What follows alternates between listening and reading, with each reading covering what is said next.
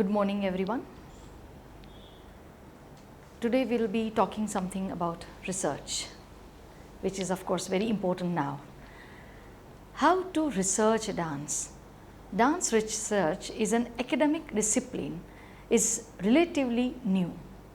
In 1967, the first volume of the Code, Dance Research Annual, wrote, one of the most serious problems in dance research is found in the fact that the literati in the field are not yet the university people. However, today the scene is much changed. The fast growing field of dance research has become an important part of performance studies. Unfortunately, in India, there is not enough work being done and much more is required. What is more important is that the quality of the work produced is uneven. Not everyone can claim to have burned the midnight oil and done as deep research as the most iconic of Indian dance scholars, Dr. Kapila Vatsyayan. As keen students of dance, you must be aware of the fact that there have been many dissertations done on Indian dance in many Indian universities. Some of these universities like Vadodara, Keraghad, Shantiniketan, Rabindra Bharati, etc. have performance studies or dance departments. Often dance oriented research is done in universities under their Sanskrit, Tamil, Indian language, modern Indian languages, literature, history, philosophy, fine arts, psychology and sociology departments. This suggests that there are many ways of entertaining the study and research on dance which enjoys much interactivity with other fields. Some of these studies and researches have also produced books. While it is hard in India to access unpublished theses, books are easier to acquire. Yet even a cursory glance at the books emerging out of such researches are seen to be more descriptive than analytical, more text-based rather than practice-oriented, and usually located in the comfort zone of the familiar narratives or for familiarization rather than looking at the uncomfortable ground realities that deals with the many pulls and pushes of their social cultural milieu. However, you are a fortunate lot as you are studying when we have so many examples of successful research that is challenging and path breaking. To do such a work, you must remember that it should be different, new and push the boundaries of the discipline. Research work must be original. By original, I mean it should not have been attempted before and it should be born anew from your serious imagination, not frivolous or fanciful imagination, that too after an in-depth study of the field. Your research must not be what is called a cut and paste job, where you can take bits and pieces of someone else's work and try and pass it off as your own. That is plagiarism. Plagiarism is a fraud and a serious criminal offense. In fact, it is an act of double fraud as it involves two issues. First, it is stealing someone else's work and then it involves lying about it afterwards. It used to be once said that copying from one source is plagiarism and copying from many is research. Don't believe it.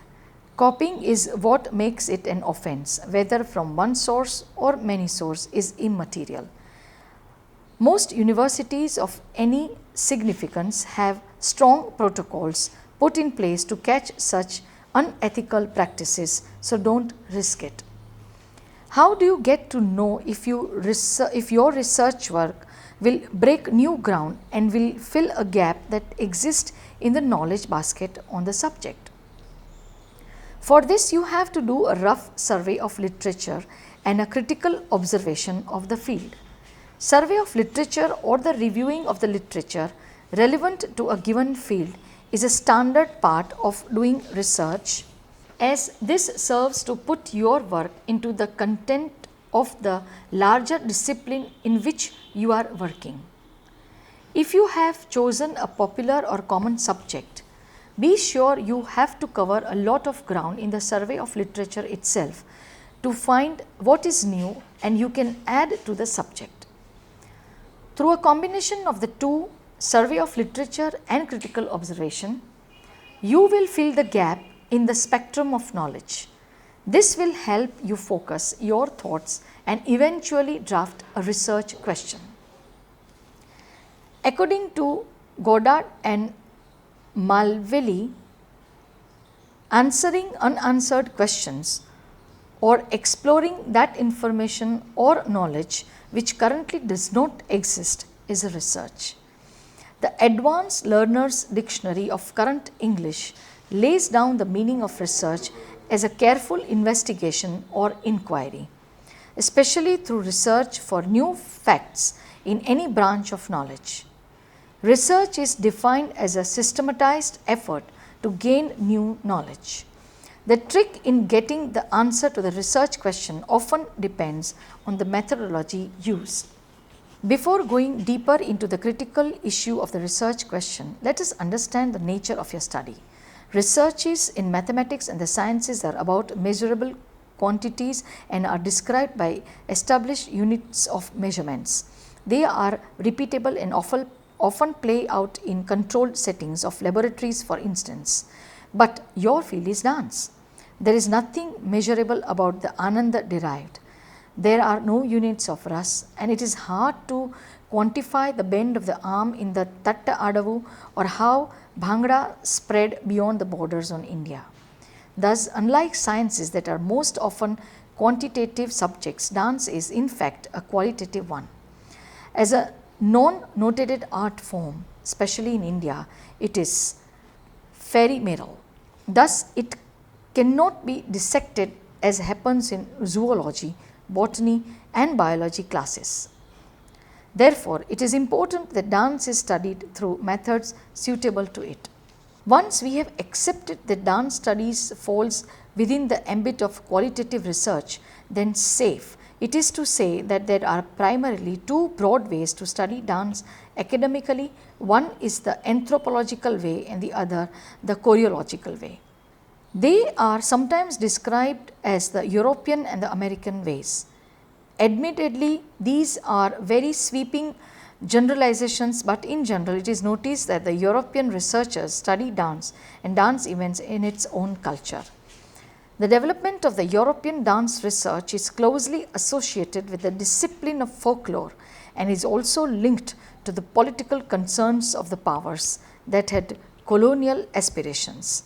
Thus, we find that some of the earliest non-textual studies about Indian dances are by foreigners who came to India, and in their vivid descriptions we find early ethnographic sketches. Some of these were dedicated by the diary keeping habits that wanted records of all things unusual seen in the course of the day, while in other cases it emerged from the desire to understand the native society that they had to govern. Another point to flag is that apart from this American and European binary, there may be other ways of adding prisms and lenses that may be more cultural specific and could therefore be treated as the third way of doing it. Do remember not to lose yourself in the upkeep of binaries. Instead of binaries or one over the other, any way is fine as long as it serves the end goal of answering the research question. Sometimes more than one method is necessary, and sometimes overlapping methods help nail the answer to the research question more firmly. So remember that really no method is better than the other when it comes to identifying research methodologies. You should be driven by what will help you create that matrix of data which will help you in answering your research question in the most robust manner as possible. Dance, dancing and dancers are usually subjects of qualitative research, but not always. Albert Einstein once said that not everything that can be counted counts, and all that can be counted may not count. This indicates the fact that both types of research, qualitative and quantitative, count. Before going on to point out the exception referred to the first sentence of the paragraph, let us understand what qualitative research amounts to. Qualitative research is a method of inquiry employed in many different academic disciplines, especially in the social sciences. Qualitative research traditional disciplinary roots are of anthropology, sociology and philosophy. Qualitative research is a strategy of systematically collecting, organizing and analyzing of data. Qualitative research uses inductive approaches, that means studying the issue ground up without having any a priori hypothesis or biases. It aims at generating novel insights into phenomena that is hard to measure quantitatively, as for example, most studies in dance. The goal is to understand in depth and develop a hypothesis. The setting is natural and not a controlled lab. Its tools are interviews, case studies, sample surveys, etc. A popular method of qualitative research is the case study, which examines in depth purposive samples rather than random sampling to better understand a phenomenon. It is important to understand that even Sigmund Freud conducted case studies, but his work was not seen as qualitative. Case studies were initially often based on smaller but focused samples rather than large samples, but with the coming of the computer and computer softwares, even that was sold as the computer made qualitative work have quantitative results. A focused sample, for example, was a set of the native informants that the initial ideologist and the originalist that the British used to understand Indian culture. The writings of William Jones on the ancient music traditions of India are an example of such Orientalist writings. Such writings offsets the image of India projected by writers like French cleric and scholar of Sanskrit J. A. Du Bois, who journeyed to and around India as a missionary in the late 18th and early 19th centuries and turned his decades of observations into what was for many years the definitive work on the subject of Hindu manners, customs and ceremonies, including a negative commentary of certain dance practices. Then there were the books written by dancers who came from foreign soils and made India their home as they learnt its beautiful dance forms. Prominent among them are Dances of India by Ragini Devi, the Kathakali complex performance and structure by Philip Zarelli, an excellent telling of the essentials of the practice of Kathakali. In 1999, he was to write Kathakali dance drama where gods and demons came to play, a far more political study that includes cases of controversial of Kathakali experiments and explores the implications on Kathakali of local politics of Kerala. The writings by the Indian scholars in the 20th century coincided with the growth of the Indian nationalism and served a different agenda of reclaiming the arts. Many such writings could not escape the Hindu-Muslim divide and the subtle attempts at linking the arts with a high caste status in the revival. Thus, high caste Hindu girls, often Brahmins, took to the newly structured version of Sadir, now called Bharatanatyam, while in the case of Kathak, the Muslim court phase was airbrushed out, especially as the Tawaiffs were seen as representatives of that degenerate form, while it was reinforced that Kathak was a Hindu temple art practiced by Brahmins.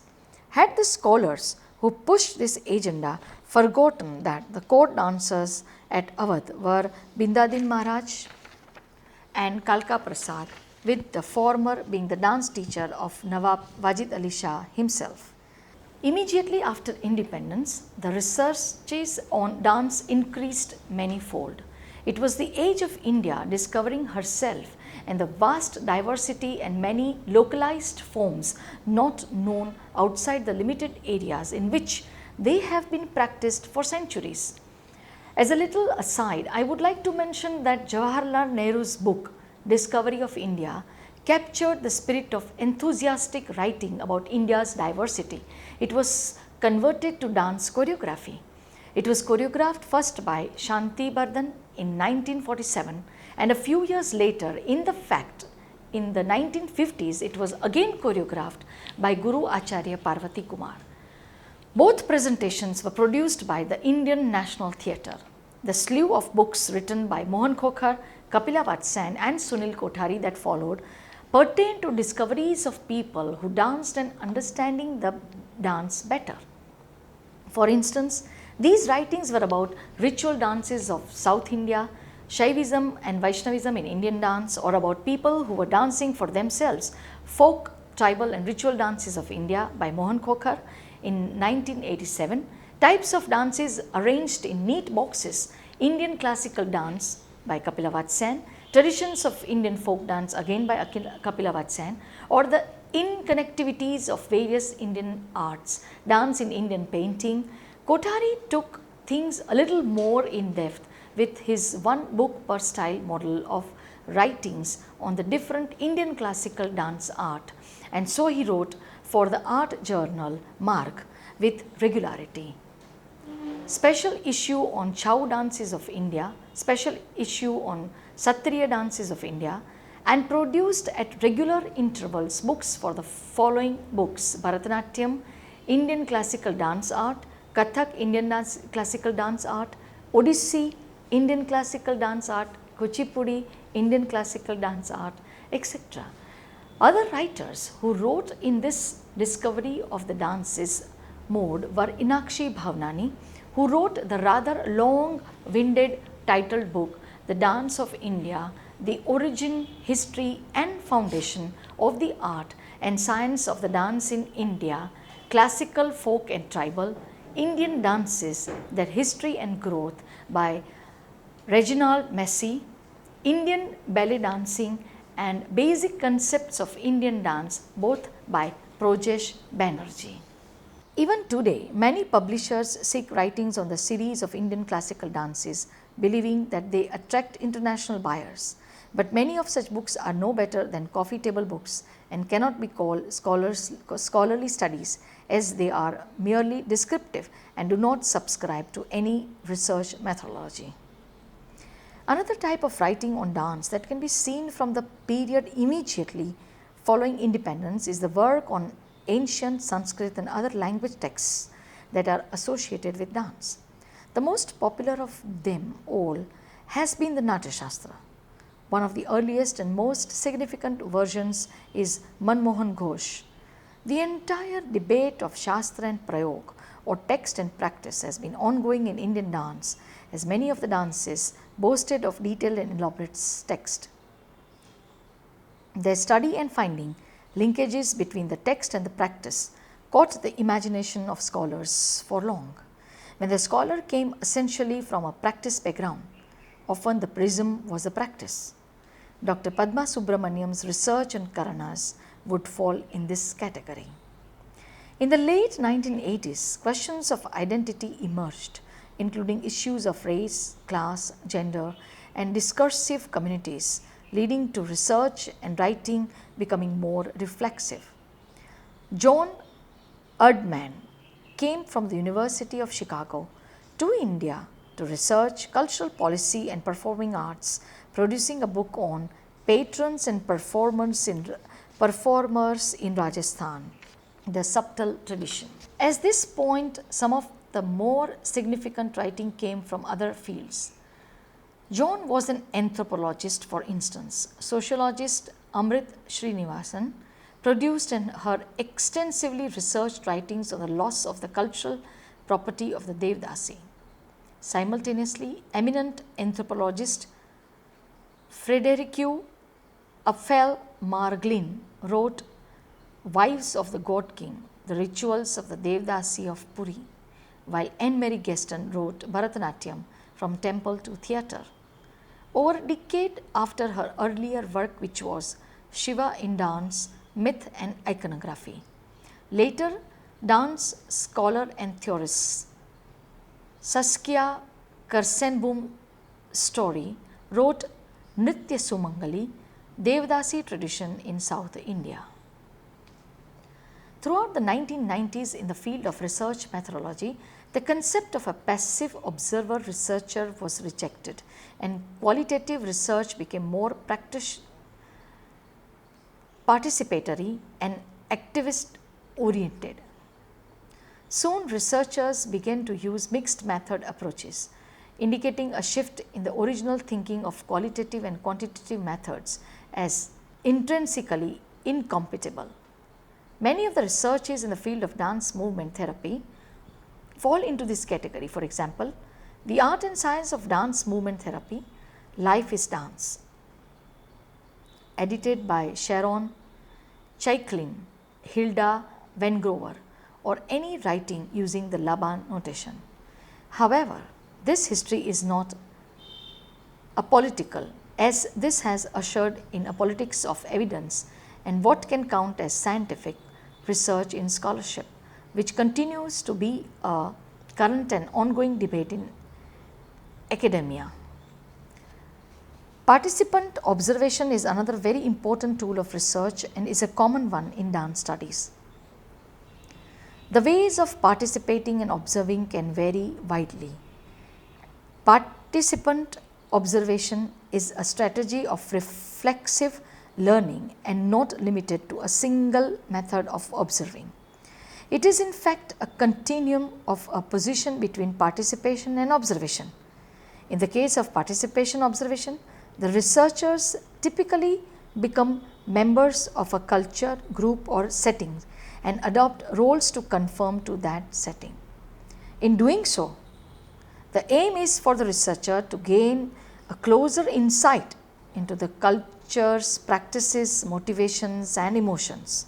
It is argued that the researcher's ability to understand the experiences of the culture may be inhibited if they observe without participating. This counts for why so many performers who came to learn dance have written about it. Zarelli, Gaston, Kersenboom story are among some of them. Scholars like Richard Scanner, the Ramlila of Ramnagar, and even Farley Richmond, the Satra people, have worked very closely with the artistic communities they have studied. Some distinctive qualitative methods are the use of focus groups and key informant interviews. The goal of the sampling approach is breadth. Sample size is determined by the principle of theoretical saturation. Theoretical saturation is when no new data is being generated. In an in-depth interview, you do not know the path the interview will take. These interviews help us access individual understanding and are far more open-ended rather than structured surveys that are more reflective of qualitative methods. Question may not be directive but exploratory. It may have the main question and a probe to check if the main question has been understood. But one has to be careful that the questionnaire is not too long as to generate uni and yet not too short to not give enough knowledge and data. The script of the questionnaire can be changed depending on a lead that the interviewee gives. In conducting interviews, one may have to use interpreters in the case of language limitations. At times, one has to be careful in promising anonymity if the interviewee so desires it. One must also take care that the key informants are aware of what is the purpose of the interview. A positive and non-judgmental approach helps avoid doubts or anxieties on the part of the interviewer, who is therefore more forthcoming. Key informants, namely those who are close to the subject once identified, are truly representative and not sophisticated and elated, for in that case it will be a class view and not a comprehensive view that they will project. The data once collected has to be interpreted and arranged for presentation. Various methodological procedures which may be applied in the study of dance, especially in the area of historical and systematic dance research, includes the use of historical, cultural, anthropological, sociological and ethno-choreographical methods. The spectrum and proportion of the methods to be used is determined by the research question. In the early part of this thesis module, we have discussed the research question briefly. Now we will dwell on it a little longer. A well-scoped research question defines the purpose of the research and determines appropriate methods to be employed. It will frame the way the study will be conducted and how the material that is generated will be analyzed and presented. In framing a research question, we need to be inducive and come without basis of hypothesis. It has to be framed as a question and it must be clear. Commonly, the verb is the first word of a research question: to describe, to understand. Basically, no assumptions but an exploration. It must describe a sample, setting and any other boundary that will make the study focused and manageable. Remember that a well-developed research question is essential to the success of the study.